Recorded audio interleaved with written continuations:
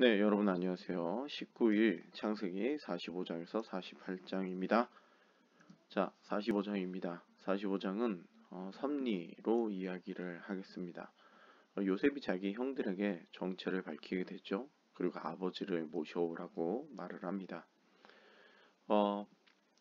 형들에게 정체를 밝히는 요셉의 부분에 있어서 요셉은 이 형들에게 걱정하지 말라고 얘기를 합니다. 걱정하지 말아야 될 이유가 무엇이냐?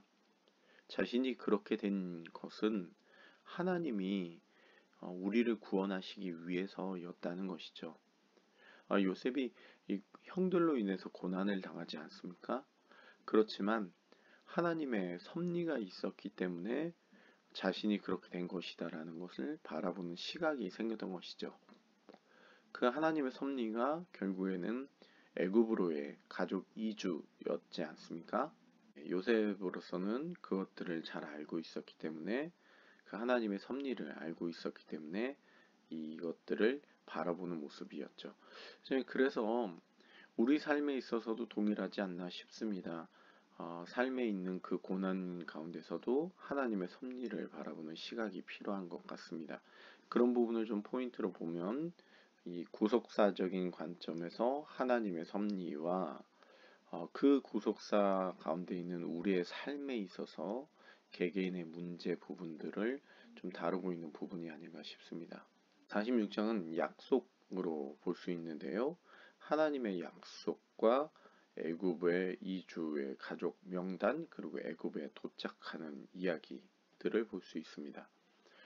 사실 족장 언약이 시작된 이후로 애굽으로 간다는 것은 그렇게 환영받을 만한 일이 아니었습니다. 그동안에 그 아브라함이나 이삭이나 그 상황들을 보면 애굽으로 가는 게 그렇게 좋은 상황은 아니었어요. 그런데 이번에 애굽으로 가야 되는 상황이 발생했죠. 그것들을 보면서 하나님께서 오히려 애굽 이주를 허락하시는 하나님의 모습이 됩니다. 하나님 주신 약속의 땅이 가나안이 있지만 그 가나안에서 지금 지낼 수 없기 때문에 기근으로 인해서 애굽으로 가게 되는 상황, 이것들이 앞서 아브라함 때도 우리가 봤지만 이게 좋은 상황이 아니었죠.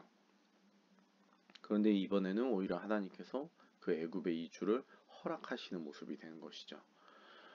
그리고 그렇게 됐을 때 사실은 대책이 무엇이냐?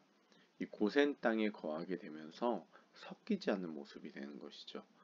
어, 이 하나님 허락하시는 부분이었고 또 하나님 지키시겠다, 다시 올리시겠다 말씀하시는 약속의 장면이었다는 것을 우리가 볼 수 있는 것 같습니다. 47에서 48장입니다. 그냥 하나로 얘기하면 깨달음이라고 말할 수 있는데요. 이 야곱과 그의 가족이 이제 바로를 만나게 됩니다. 그리고 이 바로의 부는 더 늘어나는 이야기가 있게 되죠. 이후에 이제 야곱이 자신이 이제 죽으면 가나안 땅에 묻어달라는 청을 하게 됩니다. 예, 가나안인데 가나안이라 썼네요. 네, 에브라임과 무다스를 축복하는 야곱의 이야기가 48장에 나옵니다. 저는 이 두 장이 야곱의 시선이 바뀐 것을 보여주는 장이라고 보여집니다. 야곱 자신의 인생을 뭐라고 얘기하냐면 상당히 험악한 삶을 살아왔다고 말을 합니다.